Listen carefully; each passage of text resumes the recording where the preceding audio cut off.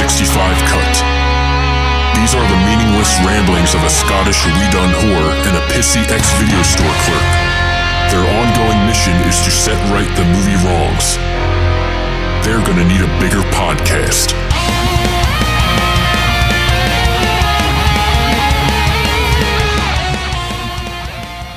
Hello everybody and welcome to episode 103 of the 365 Flicks podcast. 103, bitch. Yeah, 103. We are still going. Unbelievably. Still going. 103 episodes. Yeah. This is mental. I am Kevin, the pissy ex-video store clerk, and the man next to me is... I am Chris, the 2017 Floppy Award-winning Brit of the Year. Mm-hmm. And Scottish Whedon Rent Boy. You have a new title. I do. You have a new title, the Scottish Whedon Rent Boy. Yes. Would you like to explain why you are now the Rent Boy? By the legend that is Toby Osmond. I think I prefer Cabana Boy. The Scottish Whedon Cabana Boy. Yeah. The Scottish Whedon Cabana Boy. Yeah. Right. Rent Boy's good though. I mean, we'll go with Rent Boy. I'll rename you on all the official 365 stuff. Brilliant. Yeah.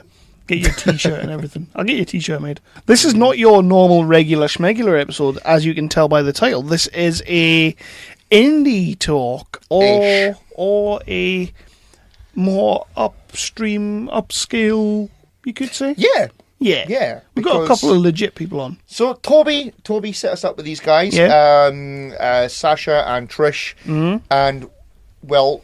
Now, in a minute, you will hear we had a great crack with them. We did. They are good people. One was in the bill, and one was in Bad Girls. I know, bloody hell. Find out which one in the interview. Yeah. And Trish worked on The Departed. Dropped that in right at the end. Like, waited the whole interview and then says, "Oh, yeah, I worked on The Departed." Did you not know that? I was like, shit, man. No, because I would have mentioned it before now. Scorsese set up. Exactly. It's not going to set itself up, is it? So, yeah, we have an indie talk coming up. But first of all, Chris. Kev. Something that you never, ever get to do on the Road to MCU episodes. By the way, they come out every week. They are excellent. The next one, wow. Definitely wow. The word pipe and hot mess. Hashtag Hurricane Holby. Well, don't do hashtags, don't spoil it. Hurricane Toby has landed in the UK again. Uh-huh. I think we ended up a little bit worse off than the Beast from the East after this one. They say that the Pest from the West is going to be a bad one, but you have got nothing on Hurricane Toby. He's amazing. He is. We love the guy. We absolutely love the guy. But, you've got a job to do. Yeah, so look for the 365 Flicks podcast on the Facebooks and the Twitters. Don't forget to like us and subscribe to us, share us, and all of those awesome things. You can follow us on the Spotify. Don't forget to leave us a review on there. You can also find us on the iTunes. Leave us a cheeky 5-star review because, you know, we like to feel good. We do. And 5-star reviews make us feel good. Apparently it helps as well. Yeah. Apparently it helps. I mean, at one point we were a top 11 podcast, and right now we're just outside of that. I mean, I say just outside. I don't know how far outside, but 12. We're not in the top 11 anymore. You can also find us on any other third-party podcasting app if you're on the Androids or whatever. Just look for a podcasting app and you will find us on there. Look for our website, www.365flickspodcast.co.uk. I've had 5 ciders and I'm doing no bad. You're doing pretty well. Yeah, for 5 deep. 5 deep in 2 hours with Toby. Yeah. Look for us on, we are on a few cheeky networks. Look for us on the Tangible Network. We are on the Wicked Radio Network. We are on Weeby Geeks. We are on Geeks Worldwide. Our British home, nerdly.co.uk. Sorry, Phil. Look for us on the Twitters, hashtag Borrow Family and hashtag BritPodScene. Dan. Let's talk Tango One. Yeah, well, first of all, I've got a cheeky little bit of business that we're going to sort out first. But the movie we're going to be talking about with Sacha and Trish is Tango One, British sort of independent kind of gangstery, but with a little bit more to it. Movie that is on iTunes and It's on pretty much all VOD, isn't it? Like all video on demand streaming sites. There's a lot of stuff you can get it on. Yeah, I just after we spoke to them, I went home and watched it on Amazon Prime. Amazon Prime, you can get it on Amazon Prime. And would you recommend it? I'll be speaking about it on our next regular schmegular you will episode in about 3 weeks' time. No, we'll get it done shortly. DCI Burnside, honestly, though. mate, when you text me saying DCI Burnside, I was like, yeah, I'm watching that. I'm watching that big time.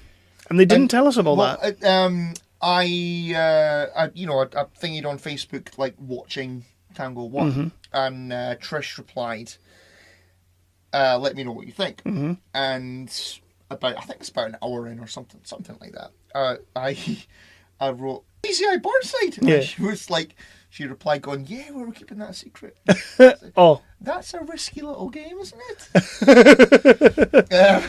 Burnside's in it. Burnside, awesome. Brilliant. But a little bit of business before we get into that, we will be going into the interview shortly, is I just want to remind people a couple of the projects that we've been pimping and ranting and raving about have some pretty big things going on.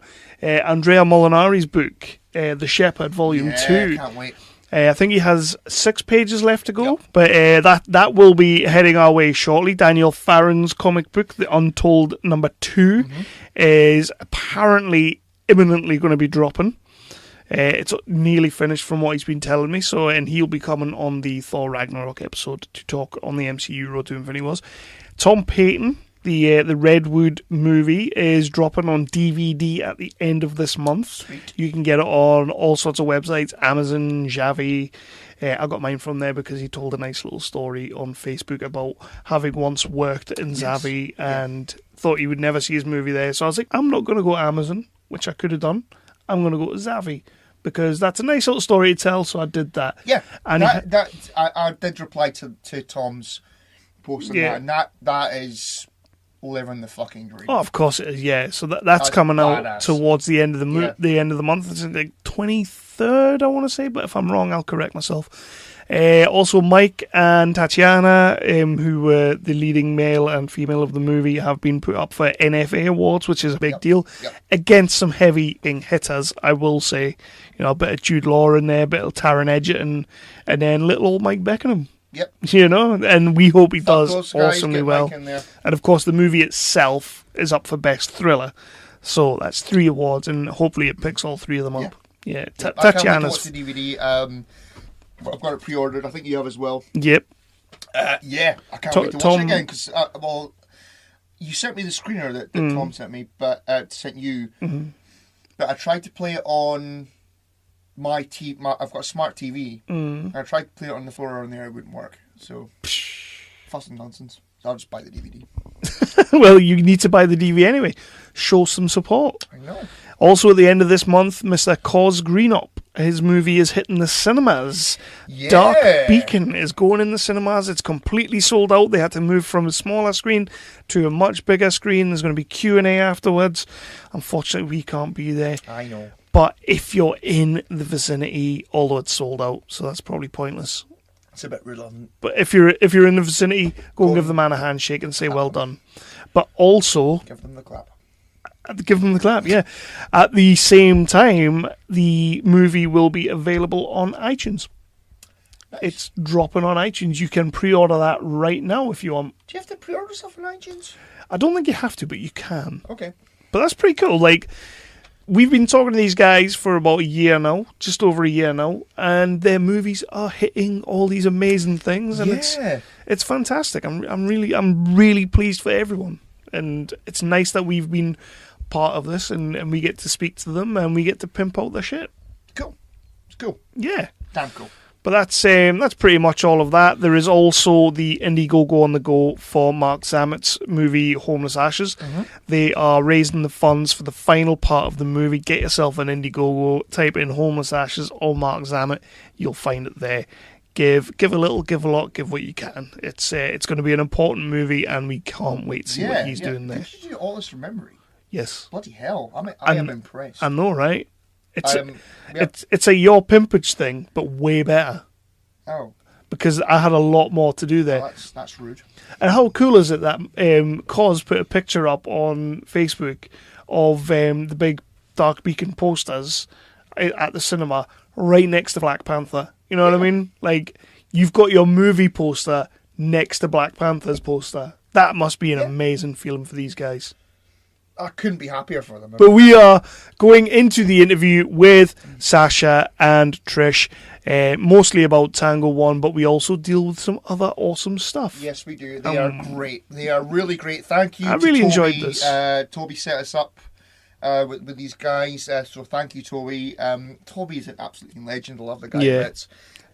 He's a ball hair away from becoming the third host of this show. Oh yeah. Yeah. However, I think our shows would probably go from 2.5 hours to 6 hours. Yeah, we'd be those conspiracy guys. We would be. We'd be breaking laws all over the place. Drunker. Way drunker. Yeah. But yeah, so let's get into it, and then we'll be back at the end for a little bit of closure. Definitely. Mr. Donovan has a certain reputation.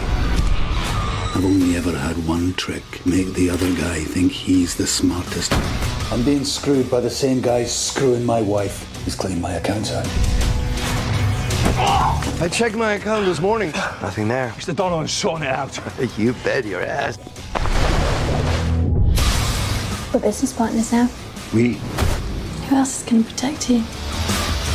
You have 24 hours to get me my money, okay? Where's my daughter? Okay, let's go. Right, with us right now, we have Indie Talk is back, and we have two very special guests. Tonight we are joined by the director and producer of the upcoming movie Tango One, which we cannot wait for. We are joined by Sacha and Trish. How are you guys doing tonight? Great. Doing very well. Thank you so much for having us on. You are very, very welcome, my friend. This is a pleasure. This is a real pleasure because upon looking at your IMDb and your past credits and that, there is some hefty pedigree here with you guys. Well, that's very, very kind of you to say. No, I'm looking through it and I'm like, okay, so they've worked with pretty much everyone in Britain, so that's a good thing. All the guys you would expect. Well, the good news is we work with them again and again. So that's the beauty.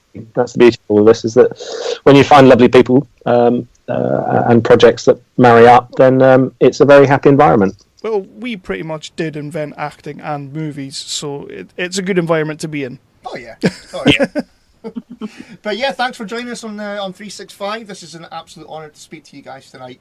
So yeah, we're going to be talking about your movie Tango One, which is coming to DVD very soon, and it's out on demand now, I believe. Is that right? As of That's today. correct, yeah. Fantastic. As of today, excellent. Fantastic. Excellent. But first of all, we do actually have an anonymous listener question for you. Ah, yes, you told me that somebody had chimed in with a question. Somebody had chimed in completely anonymously. So the question is this: Sacha, I hear Toby Osmond is a great actor. He should really be in your next film, right? Toby who? Oh, don't. I'm telling you, said that. I think you'd be very hurt. That's a road we can't go down. No, I absolutely. I'm keeping an eye out for something that we can work on together. I think he is very talented, and yes, greatness awaits him. Do we have any idea who sent that in? No. Was it his mum? Completely anonymous. It might have been his mum. It might have been his mum. Yeah. Still waiting for that. Bless him. Toby's not just a wonderful actor, but he's just all round. And he produces obviously as well. He's great at connecting people. He's the guy to know, and just absolutely he's an awesome friend. So he's an amazing guy. I think I kind of love him a little bit, to be honest. Yeah, he did put a very. Although, he did put a naked photo of himself on my Facebook page that my family could see the other day. So that was great. Oh. Oh man, that yeah. But we do, we do him a lot for introducing us to you guys. Yeah. So, and we, like I said earlier on before we started recording, we are going to be talking to him again this very week. With our Road to Infinity War, so we're looking forward to / dreading that. Yes. It's like we only just got rid of the snowstorm, but another one's coming. Exactly, yeah. Now, I tell you what, I wanted to ask you a couple of things, because I was looking at both of your IMDb's earlier on today, and the first one, Sacha, I read that what made you first want to get into filmmaking was Ben Gardner's head in Jaws. Is that right? It absolutely was not necessarily the head, but the reaction at the exactly. The reaction in the cinema was something amazing, and I didn't know what it meant at the age of 7, but I knew that I wanted to.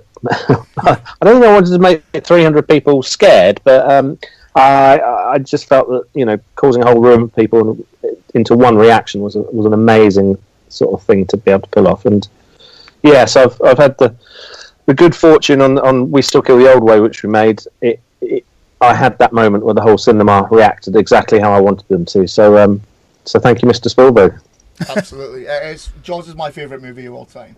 It's incredible. Have you heard my Rob Schneider impression from Jaws? It's sounded more like David Schneider than Rob. It's an ongoing joke, but yeah, it's great. I do a fantastic impression. You do. But I'll not do it tonight. Yeah, no, don't do it tonight, because I'll stab you a little bit. Because we have legit filmmakers on the show. So, I mean, what do you think it is about Jaws, then, that stands up? Because it's, 40-odd years old now? So what do you think it is that still stands up? I mean, that bit, the Ben Gardner bit, every time I watch it, that gives me a fright. Yeah, and you know it's coming. But that's... You know it's coming, yeah. Well, when you're in the hands of someone like Spielberg that just absolutely knows timing and what to do and when, it doesn't matter whether you know it's coming or not, it's still going to get you. But I think Jaws stands the test of time for the reason that many films stand the test of time, which is boiling it right down. It's just an amazing script. You're just completely hooked into the story, completely buy into the characters. It's irrelevant that it's a bad-looking rubber shark. You're still completely invested in their plight and what's going to happen to them. And again, as I say, that just boils down to script, and it's something that Trish and I find frustrating when we're sourcing projects, because it's the cheapest thing to get right, because it's just 1 or 2 people with a bunch of paper. And yet so many films go straight into production without actually the care and attention going into the screenplay. God, yeah. And as they say, if it ain't on the page, it ain't on the stage. So for me, that's the main reason why Jaws succeeds. Yeah. Apart from that, it was lightning in a bottle, just brilliant casting, and just hit the zeitgeist. Excellent. Absolutely. I mean, it's one of those things that was a perfect storm, because the shark didn't work, Bruce didn't work, so because of that, Spielberg had to change his plan, and it became less is more. Yes, I mean, would you guys like to tackle a kind of less is more movie like that and see if you could come up with the goods? What, Trish? Go for it. Yeah, well, I think we've got a couple of projects like that in the pipeline. Nice. Yeah, and I think having less is more is so much more powerful on screen, and just having that diversity within our work and being able to showcase the fact that we can also do that is quite important for ourselves, and being able to tell some amazing stories. Yeah, parameters are good. They kind of focus you, and you look for the best solution rather than the one that involves spending some money on it. And that's part of the problem for me with some movies or type of movies at the moment. Is just they're plowing $250-300 million into what's effectively a video game that you sit there and watch, and they're not kind of going back to that basics, as I say, of getting a really good story and telling that. They're sort of just relying on 2 guys smashing each other up for half an hour. And often a 250 million ugly looking video game. Yeah, I was going to say that, like not very good video game. Which, that's not for here. That's not for here. One thing, Trish, I'm going to throw this one straight at you, because I got really excited when I saw this. As a massive Star Wars fan, I saw that you have previously worked with Mark Hamill. I have, yes. How awesome is Mark Hamill in real life? I was telling this story actually at Sacha's Oscar party last night, and yeah, the memories flooding back were fantastic. I mean, what an absolutely incredible human being. Just the stories and words that come out of his mouth. Wow. Constantly wow. But my favourite part of working with him, obviously, besides the incredible talent, was the story associated with what happened. So we were filming in Leicester, a space museum. All right. yeah, we had an interview with the great guys at Hey You Guys. They came up to do an interview, and we were sort of told, you know, obviously, let's not talk about the whole Star Wars thing too much, because, you know, obviously he talks about it 24/7. He wants to be known for other things. Obviously, he was doing all his comic books at the time as well. And so we finished up our interview. I open his trailer door, quickly close it, because I've just seen 2 stormtroopers walk past the door. Now, am I in some sort of living hell, or is this reality? So I open the door again, and Princess Leia walks by with Chewbacca. I'm like, what the hell is going on? I've obviously now got to explain to Mark why I can't let him leave his trailer. And so I went to investigate, and basically they were closing the museum early that day because there was a Star Wars party for someone's birthday. That's brilliant. Yeah, I went to explain this to Mark, and bless him, he said he wanted to surprise the birthday boy and the party and wish him happy birthday. I mean, how amazing is that? That is amazing. Yeah. Yeah. You hear a lot of like a lot of stories about how actually awesome the guy like truly is, and you know, as a massive fan, just when I read that today, I was like, oh, okay, that's getting asked. Yeah. Definitely. Did you yourself go into a little bit of geek nirvana getting to meet him, or did you have to stay like completely professional the whole time?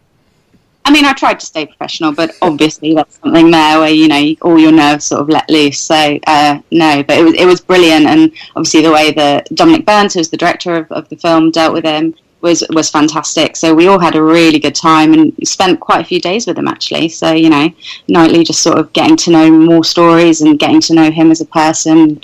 Yeah, it's been brilliant. And sort of I'm trying to reach out to him again now. Obviously now the Star Wars thing has kicked up. I'm sure he's a little bit busy, but I know wants to work on the independents. He wants to do, you know, and sort of support the younger filmmakers. So hello. he was in that Bixby Bear last year. Yeah, you raved about Brigsby Bear. Mm-hmm. That was excellent. He was great in it. That was very independent. Yeah, and I think that's so important, you know, and the same with sort of what Guillermo del Toro said last night, you know, about the young filmmakers and getting those guys to support us and obviously our younger generations following that. If we all work together, if we're all always sort of working as a team rather than against each other, that's the only way to do it. And that's very much how Sacha and I echo our workings on set as well. It's all about teamwork. There is no hierarchy. We're all equal. You know, it's just the vibe to have, and that's the best way to work. There's a vibe just like that with the British independent movie scene at the moment. Though we speak to a lot of filmmakers like yourselves, and everybody knows each other. Like, say, obviously you were a producer on Dark Beacon, Trish, weren't you? Yeah. Yeah. So I mean, we're obviously Toby, Cause, and Tom Payton and all of those guys. It's fantastic to just to feel like a it is, isn't it? Because we keep going out there and like, right, we'll find someone different. We'll get talking to them and it'll be awesome. And I say, oh, so you know them as well? Okay, excellent. But and we help each other out, and that's exactly it. You know, we'll Facebook each other or text each other or meet up for a drink, and suddenly ideas come out of that. But also just, you know, there's never anything of it's a case of I've done you a favor and now you have to do one back. No. It shouldn't be like that, and it never is. And you know, Cos and those guys are so talented. Tom's fantastic. We love them all, and you know, let's all grow together. That's what it's about. It's one of the things I've loved discovering while doing this podcast and doing these interviews is how connected it is and how much everybody is helping. And I've said it countless times on these indie talks, just like how much everybody is really just trying to help each other out. It's brilliant. It's awesome to hear. Yeah, exactly. Well, it has to be that way, just because it's such a sort of a cottage industry that everyone pretty much knows everyone, and you trip over each other in and out of meetings. So you can do the backstabby thing and try and climb on top of people's heads to get higher up, but that, you know, that's quite a short-lived game, and it's so much better if we all pool our talents and resources, and that way we can all grow, as Trish says, and we can all make each other's projects as good as they can possibly be. Awesome. Yeah, that is awesome. Awesome. Now, I've got one more question for you, Sacha, before we go on to Tango One, because we spoke about Mark Hamill there, but we've got another couple of legends that you've appeared on screen with. Now, I read that you were the Poof in Tights Will Scarlet, weren't you, in the Black and Forth?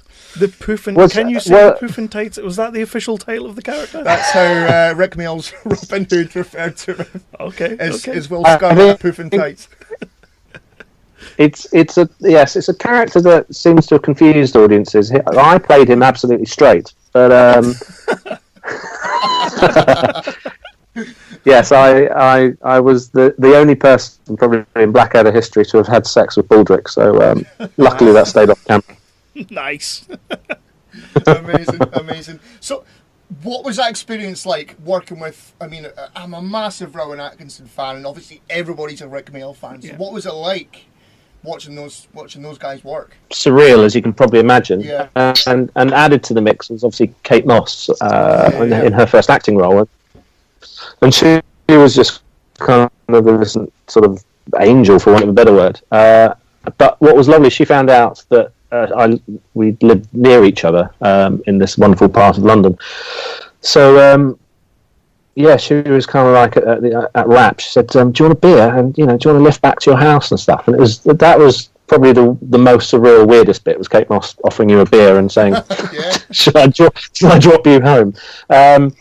But Rowan's very quiet and introverted, so you didn't really get much out of him. He sort of went to one side when they were sort of resetting or what have you, and he kept himself to himself. But Rick Mayall, very much the opposite, such a wonderful sort of human being, and just warm, and someone that you'd assume would be like, I'm the centre of attention and I am the one that does the jokes. But if you said something funny, he bellowed with laughter and slapped you on the back and really made the most of it. And he was very supportive beyond that. Actually, I directed some comedy sketches, and he very kindly watched them and gave some notes and sort of allowed his name to open a few doors for me. So he's dearly missed up.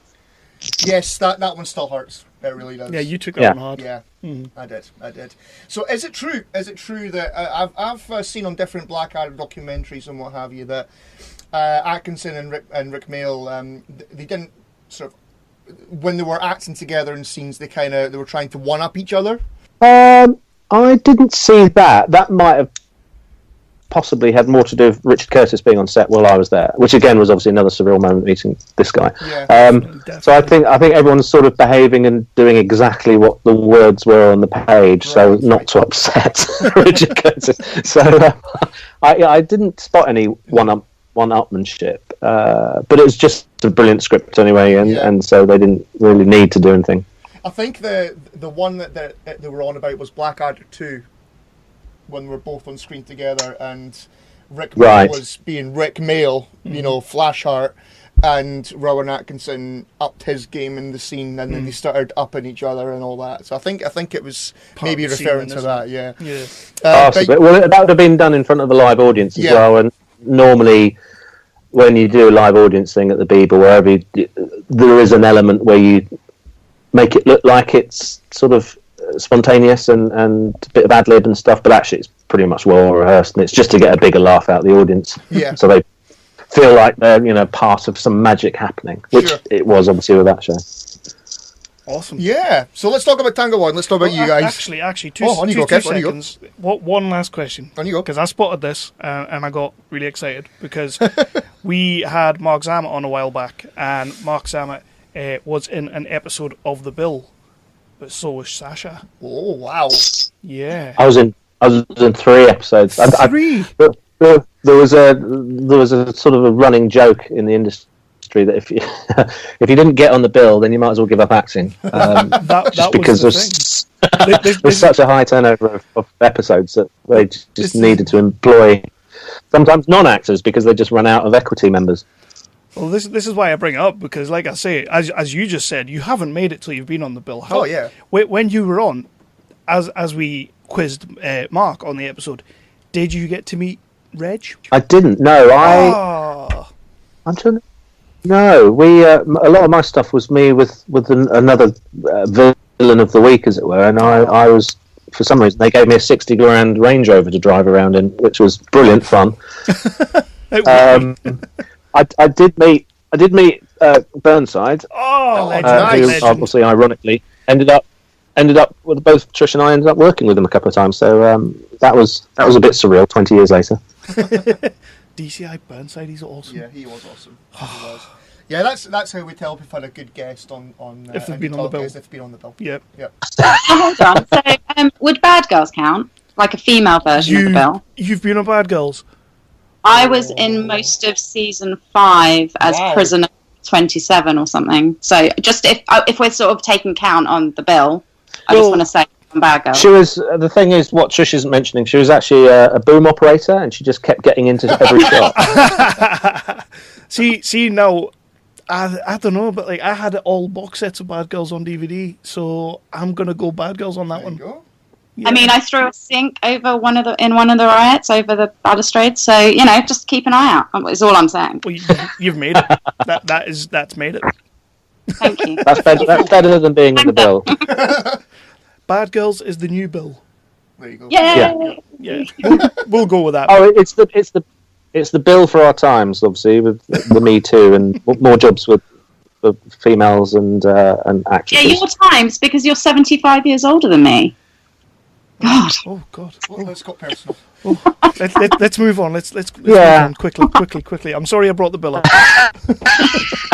Okay. But that is one of those questions that every time I see that somebody's been in the bill, that's getting mentioned because of rage. If you've been in Casualty, Holby, or the bill, you've made it. Yep.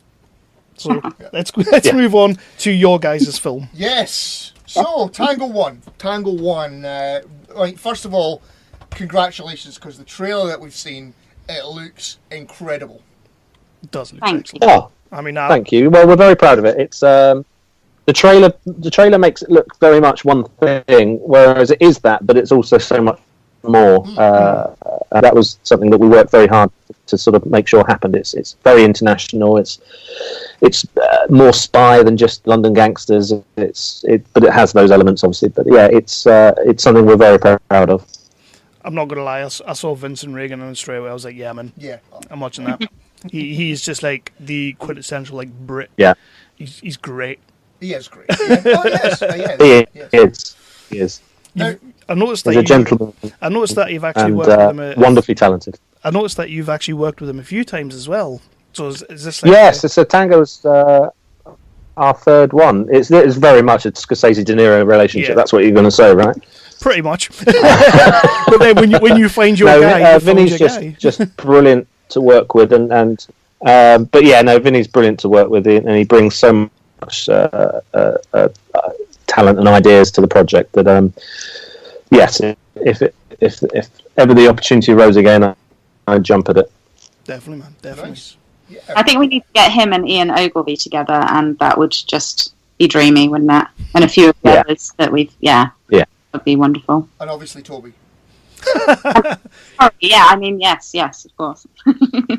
You're just going to drill that one home. I've got to. So he has pretty much told you that if we don't mention him every 2 seconds, Now, I tell you what, speaking of Toby, he told me when he first set us up on the chat, he told me that, is this right, this movie, Tango One, is the first full-length release of Universal UK. Is that right? Is that what it is?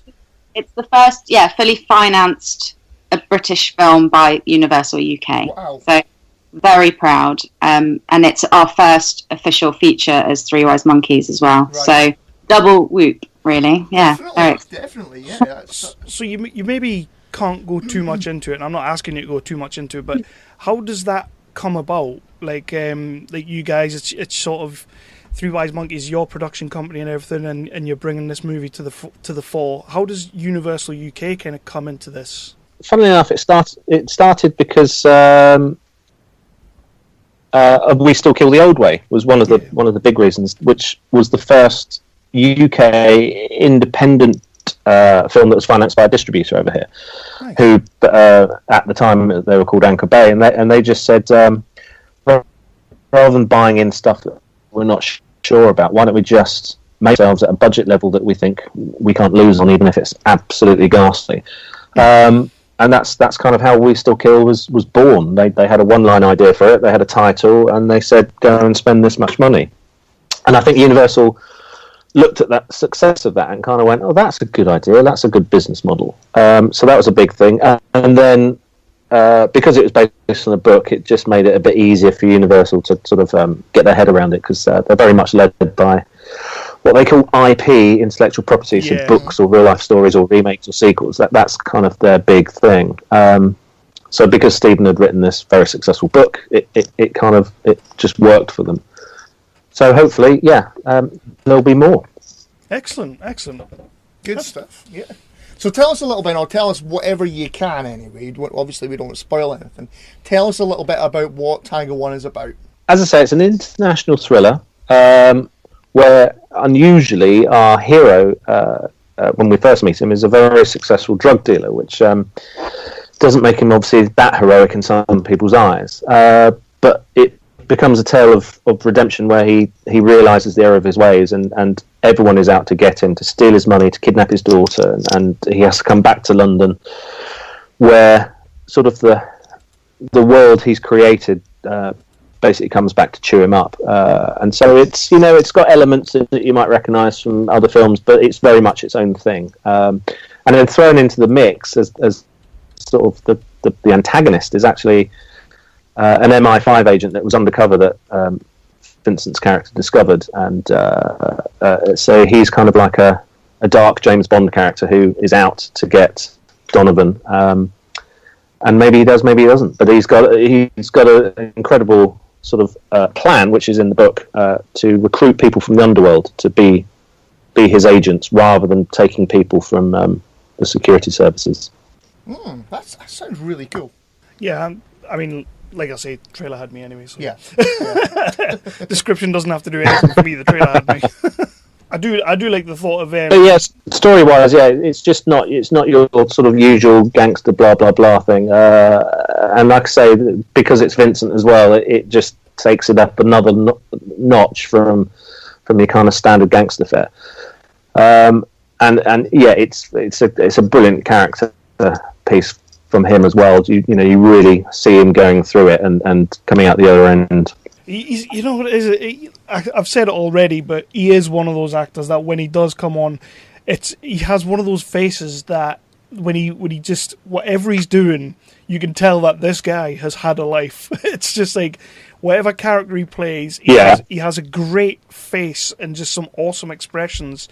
And just as British actors go, I'm fully on board with this guy. So, yeah. Just what to say there. That's fine. That's all right. That's okay. We'll like a bit of gushing on this show, as you know. Well, let's leave that for after the call.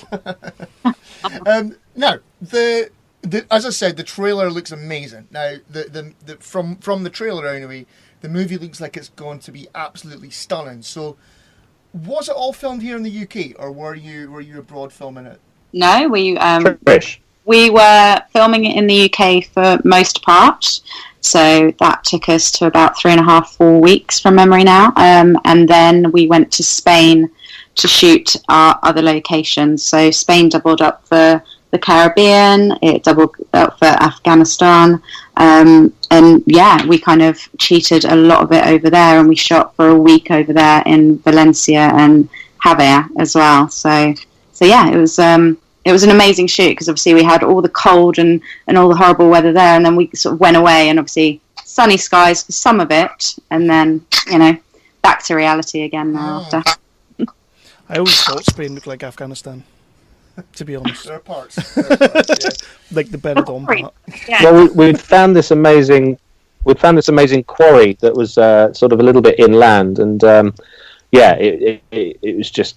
It had been deserted and they didn't know what to do with it, but it looked like sort of a mountainous region in Afghanistan, and we're like, okay, brilliant, let's do that then. It also from the trailer, it looks like there's going to be a lot of stunt work and a lot of action going on. So was there any like super dangerous stunts, or did anybody end up like having to do something that was maybe a bit too dangerous for them, or how did the stunt work go for you guys? So the stunt work, sorry, go on. Well, that'd be. As I say, that would be deeply unprofessional of us if we were to put people in danger. But over to you.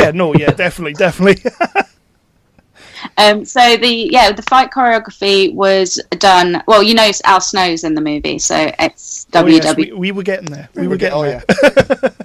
Yes. So Al and Simon Lawrence, who run Al Snow's Wrestling Academy in the UK, that we've been working with for quite some time. They did all our choreography on We Still Steal the Old Way.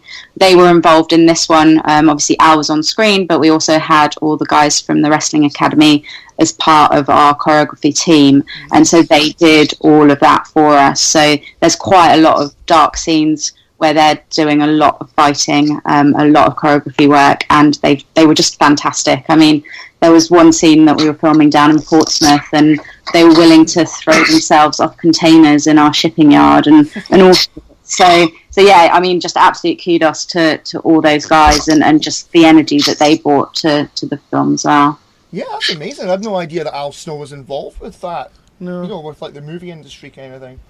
Yeah, so we were his first, actually. So Simon and I have known each other for years and years, sort of since the dark days of when we started movies. And yeah, slowly but surely we sort of just got talking, and then the Al Snow thing came around, and it just made sense. We were quite let down on We Still Steal with a stunt team that decided to walk off, shall we say, and called Simon in and Al and the guys, and you know, the next day they were throwing themselves down prison stairs without the hats. I mean, the guys are just incredible, and breaking through tables and that sort of stuff. So we've worked with them ever since, and Tango was obviously the next step for those guys. And yeah, we just love them. That's amazing. So has Al Snow got some acting chops about him? He's brilliant. Yeah, absolutely fantastic. He is brilliant, isn't he? Yeah, he has just such a wonderful presence about him, and you'll see him in the morning and you go, it's going to be a sunny day, and you go, it will be a sunny day, I completely believe you, Al. But he just absolutely exudes sort of confidence, and you could read out the phone book and it would be brilliant to listen to. But in terms of performance, fantastic, because a lot of obviously the wrestling he's been involved in, a lot of that is performance based anyway. Yeah. So playing up to the crowd and acting a certain role, as it were. So it was kind of, it was sort of an easy next step for him. And then who he was doubled up with was an amazing Spanish actor called Enrique Archer, and the two of them would just workshop scenes together, and he would help Al, and it was lovely, lovely synchronicity. That's pretty badass having Al Snow in your movie. Like, we're both big wrestling fans, big WWE fans, so just like Al Snow, that's awesome. We were getting there, by the way. We were getting there. Right. So lovely. We've got Jazzy, alpha female. We've got Bad Bones. We've got quite a few other wrestlers that are sort of famous all around the world involved in Tango. And they're just all such amazing human beings. And obviously, initially, I guess you wouldn't sort of think that, but they wear their heart on their sleeve. And we're actually in development of a film with Al Snow at the moment. So watch this space. Yeah, is this connected to the mini-series that you're doing with him about the Academy? It's separate, actually. Right. So we're doing a mini-series that's sort of in development at the moment, and that will be based all around the world. And then we're planning a road movie in the States. So I won't say we'll be hanging. I know you don't want to say anymore, but will he have head with him?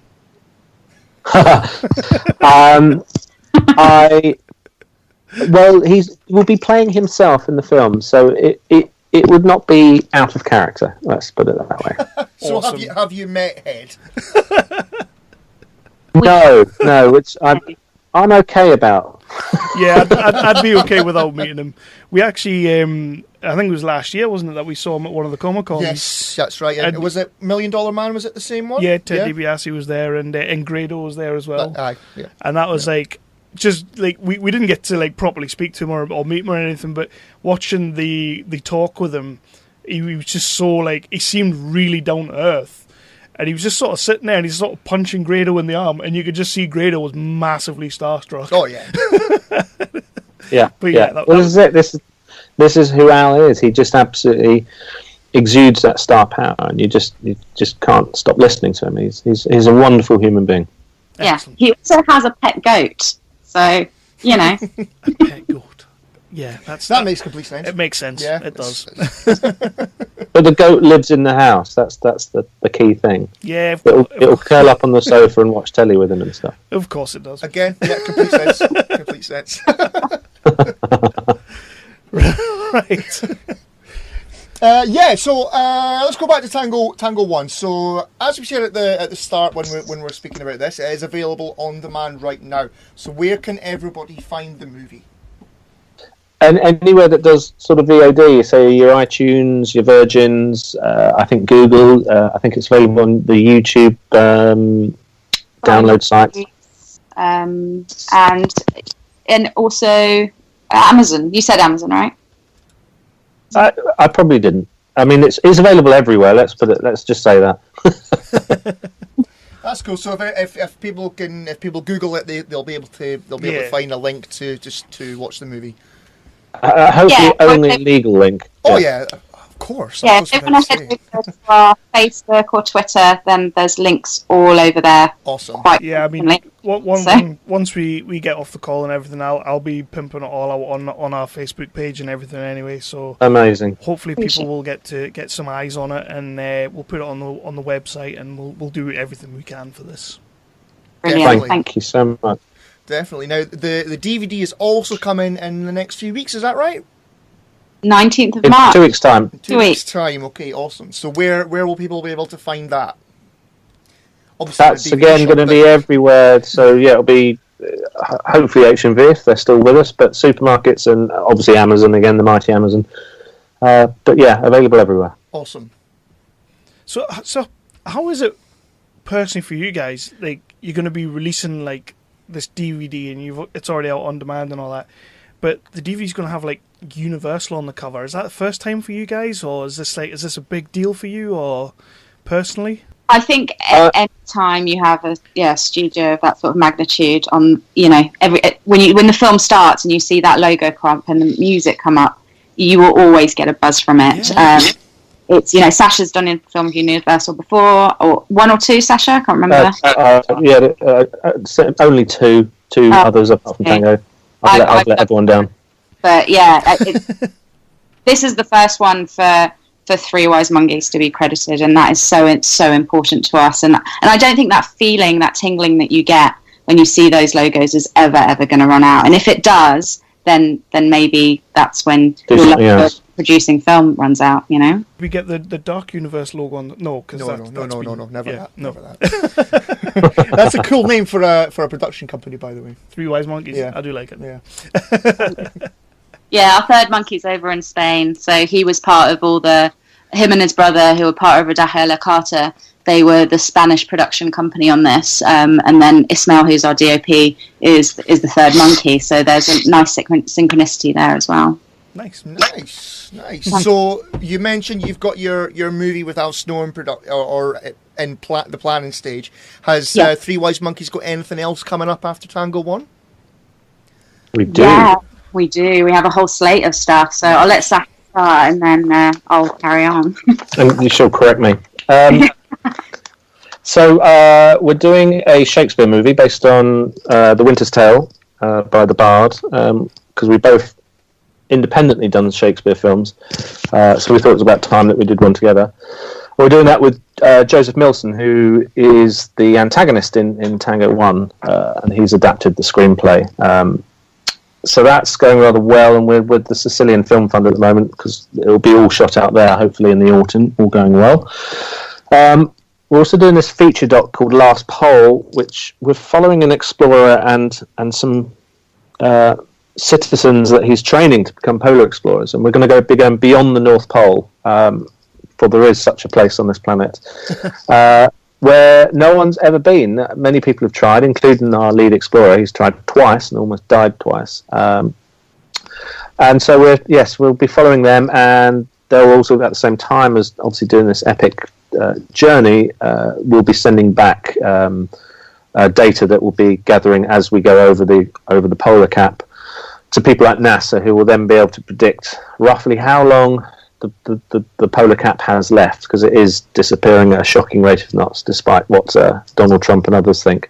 And that that won't damage the planet, but it will certainly change our way of life. The snow, obviously, in the recent week throws everything into turmoil. But if you think about that becoming sort of permanent, and that is suddenly England is now northern Sweden, and Spain can't grow oranges, and the whole world will have to reevaluate how it operates. And I'm not sure anyone's thought about that yet. And then we optioned a book based on a real life event on the Darien Gap, which is between Colombia and Panama. Two guys just decided to go down there despite everyone saying it's the most dangerous place on earth, and more people have climbed Mount Everest than have actually successfully completed the Darien. And they were about 4 hours away from finishing, from actually stepping foot into Colombia safely, when they got kidnapped, and they were held captive for 9 months in the end. But I won't say any more. But that's a project we're very excited about, and I adapted the book with a lovely chap called Tom Large. So we formed a good sort of production relationship there. So we might be shooting that Dominican Republic or Panama or indeed Colombia. So that will be slightly different temperature to the last poll. Yes, I bet. Just don't get kidnapped. No, that's very much the first thing on my list to avoid. Although you could then turn it into a documentary as well. You could do. Yeah, and just self-shoots for 9 months. Yeah. I mean, I'm not saying you should do that. I'm just saying, like, it's an idea. We'll explore the idea. Yeah. It writes itself. If we can't afford the actors, then we'll just method it. Well, exactly. Yeah, just go full method. Okay. Yeah. Nothing wrong ever happened when somebody went full method. No. You could be the new Ross Kemp at the end of the day. No one's ever said that to me, but I love it. I do love the very diverse these projects that you have in the pipeline. Like, you're not going down like certain alleys. You're sort of like, you're doing a lot of different things. I love that. It's for guys sort of like with the company that's really kind of just starting out and kind of just getting there. Like, you're doing a lot of like diverse projects.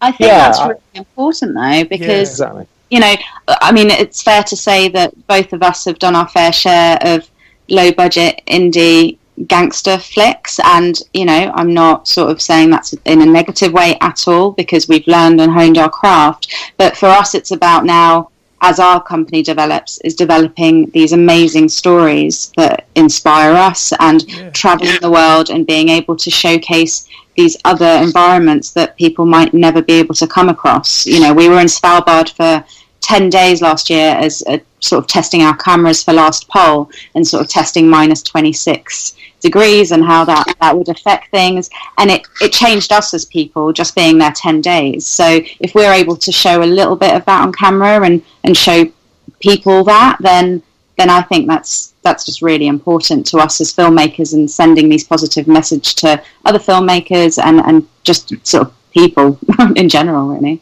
Yeah. No, great. You're kind of taking me back a little bit there. Right, so as we'll start to wrap this up now, guys. As you said, Tango One is available on demand right now. If you go to your YouTube Red or your Amazon or any of those, iTunes as well, you can find the movie. Search for Tango One. We want you to watch it. Tell everyone where they can find the movie on social media and all that, first of all, guys. So the official hashtag is Tango One Film. There is a Tango One Twitter page, however, it's not one that is used that much, so please don't go there and tweet all about it. If you're going to do it, then hashtag Tango One Film instead. And then our official pages are 3W Monkeys for Twitter and Facebook. Cool, good stuff. Yeah. This has been awesome. This has been awesome.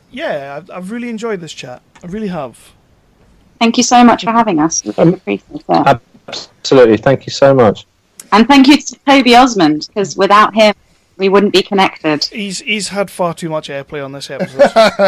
It's me. So.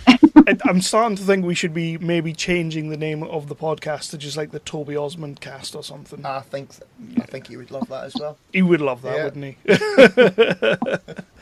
he? One quick thing before we go, it's a question I meant to ask earlier to Sacha, is the fact that obviously from your IMDb you kind of started out with a lot of acting credits, and then you've kind of moved into the writing and the directing and all that. What was it about writing and directing for you that just you wanted to move more into that direction? It was what I actually only ever wanted to do. Sort of being in front of the camera was very much, ironically, a stepping stone to getting behind the camera, because when you're 17 and sort of write letters to everyone going, I'm ready to be a film director now, weirdly, no one actually replies. So you have to figure out other ways of getting on set, and that's essentially what I did, and just hung around and sort of it was the best film school in the world, and just learnt by being there and on the shop floor. But no, the end game was always absolutely to be a writer director in feature films. To the point where, of course, I sort of potentially nobbled my life, because I this is all I actually focused on. I didn't get any other sort of training in anything that could actually give me a proper income. It's one of those things that always interests me, like how a lot, and I mean it happens a lot more now. I believe that like you kind of start off as an actor, it is a way in, and it's a foot in the door, and then most guys kind of go into, or women, sorry, go into like directing roles and stuff like that. And it always interests me why that is a thing, you know. So that is a thing. That's how I started as well. So yeah. I in front of the camera. I then decided to be an extra, because it meant that I could be in front of more cameras, in front of more production crews, and I could just bug the production managers to get me on as runner, and then learn my craft that way.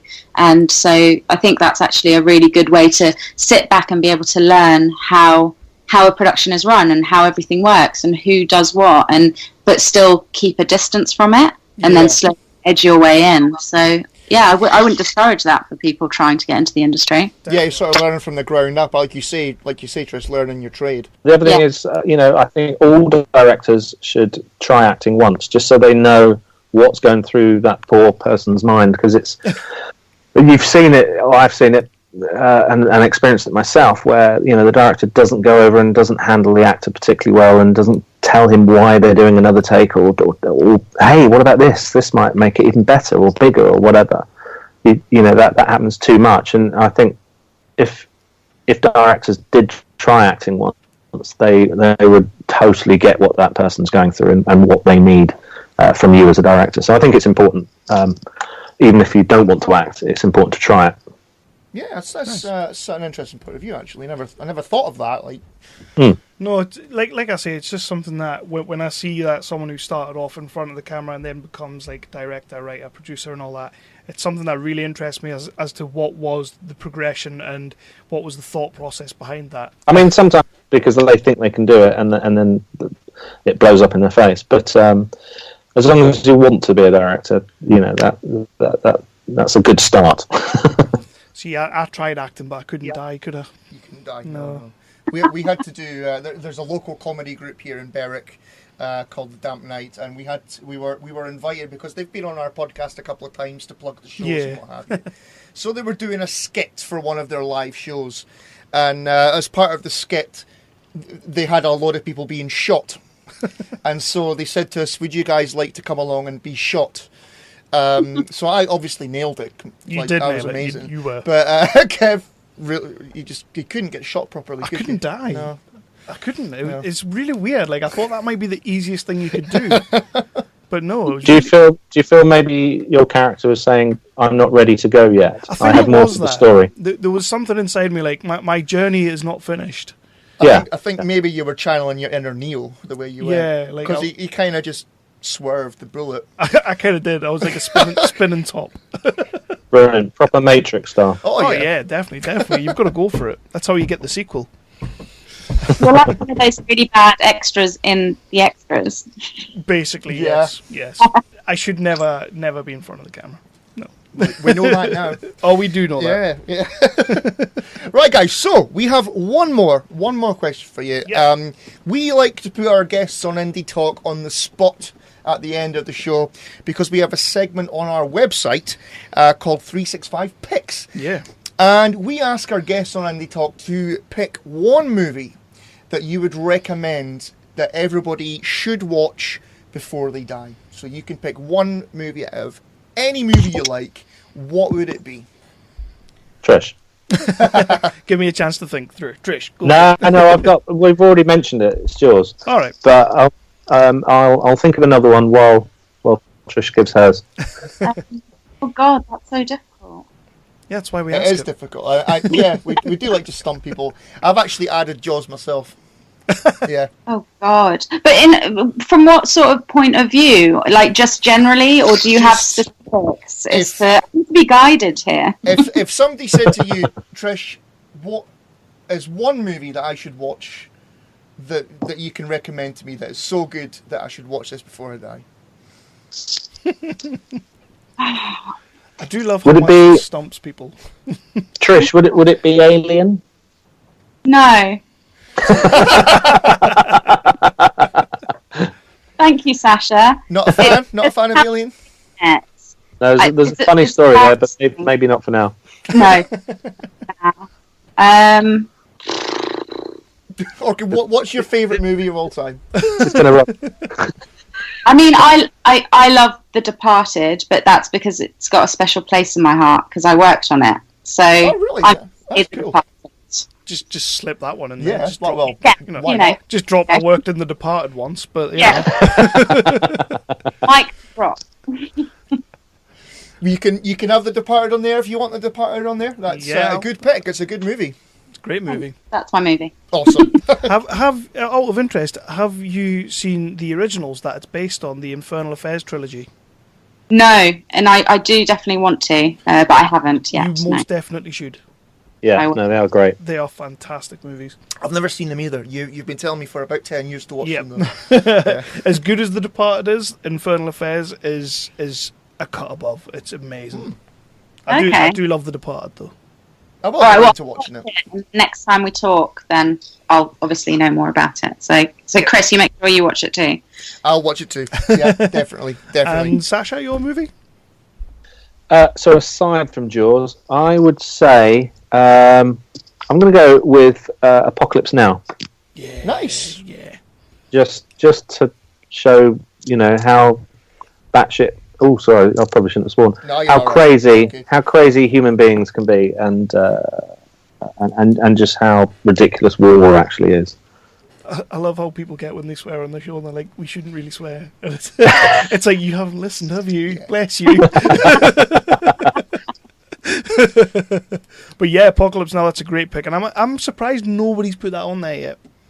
Yeah. Because that is one of those ones that, like, it's an instant classic. It's awesome. It is the bit where they kill the cow. Yeah, you don't like it for that, do you? I don't like that. No. It does upset me. The film's good. There you go. Right, guys. This has been so awesome, and best of luck with Tango One. I am definitely going to be watching it. I may well want to go home tonight, put Amazon Prime on, and get it watched. Ooh. Amazing. Thank you so much. No problem. I cannot wait to watch it. So we wish you the best of luck with it, and anytime you want to come back on the show, you are more than welcome. Yeah, you got a lot of projects. It'd be a pleasure. A lot of projects in the pipeline I'd like to hear about. So absolutely. And obviously you can't talk about them now, so we'll have to wait. Cool. And next time you see Al Snow, tell him that the lads at 365 Flicks think he's awesome. Well, of course. Next time he's down, then you guys should come down and we can all go for a drink and have a chat with Al, because you will absolutely fall in love with him. Oh, I believe that. Only if he brings head. Oh, damn. I think you've just crushed your chances. But no, honestly, this has been fantastic. I've really enjoyed this. And again, as Chris said, I'll echo it. All the best with Tango One, and I will be putting it on all of the social medias, and I'll be putting it on the website. And once I get it watched, I'll even I'll write up a cheeky little review and I'll put it out there. And hopefully we'll get as many eyes as possible. Absolutely. Really absolutely amazing. Pretty much, guys. Cheers, thank you. Guys, speak soon.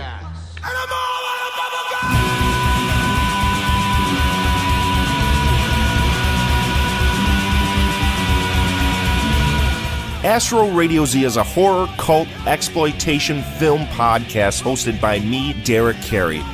I was one of those monster kids growing up. The one that used to sit in the back end of that video store and scour over every single last film cover you saw back there, from the slashers to the monsters to the sleazy stuff. Yeah, I was freaking obsessed, and I still am. So much so I became a filmmaker myself. Now I bring on all my filmmaker friends, critics, musicians, and any other fans of the dark arts, which are horror, exploitation, and cult film. Are you one of these people? Then tune in and listen to my show, Astro Radio Z. So that was them. That was awesome. It's, really, really enjoyed that chat, and I'm so glad that Toby put them towards us, and you put in the legwork getting it done, and yeah, it was awesome. Yeah. No. Tango One, a massive big Universal Studios UK picture. Well, yeah, no. I know, man. Honestly, it is really, really good. I'm gonna get that one done. I need to get that watched. Hopefully before we do the next regular schmegular, and I'll put that out there, and we'll give them a review, and I'll put something up on the website, and we'll get it pimped. Yeah, you have to write one of your cheeky thingies. Oh, will they use one of my quotes? As hell. Gangstery as hell. There you go. Bit of Joss Whedon, don't use that one. Joss Whedon and Kev. Don't use that. Oh, I like the way you did that. Don't use that one. Try powerful. As hell. As hell. Yeah, so awesome. Trisha asked, we asked them... Awesome. As hell. As hell, yeah. As thrillery as a movie can get. As hell. But you see, you can't use, you can't go awesome as a bastard, because they're not going to put that on a DVD cover, are they? Awesome as hell. As hell. This movie, if the only way this movie could be more awesome as hell is if it was set in hell. Yeah. As hell. Uh-huh. That is my go-to. That's what people seem to like me writing. And I'll tell you something, I haven't wrote anything as hell in a long time. Because you've got a complex about it now. Big time. Yeah. That's a shit quote to be putting on your box, isn't it, though? That is it. I read that one. I think I read it in the airport on the way to Cincinnati. Yeah. And there were loads of quotes in that bloody review that were better than cool as hell. Cool, funny as hell. Uh-huh. Come on, man. Come on. I know it's got to be quick and snappy and come on. You may as well have gone wicked cool. Awesomes. I should just write that. Just this movie is as hell. Right, proper good. I write amazing reviews. You do. And then in your own way. And then they pick as hell. Come on. The thing is, though, that makes me look lazy when I'm writing articles, right? But really, they're lazy for putting it on the box. Anyway. Yeah, so Trish, we asked them to do... Gets credited to Nerdly anyway, so... So we asked Thank you, Phil. We asked them to do a 365 pick. Yep, we did. And Trish had a bit of trouble.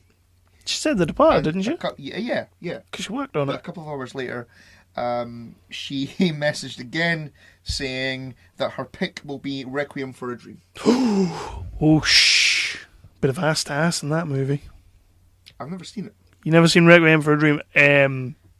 Wonderful movie. Great movie. It's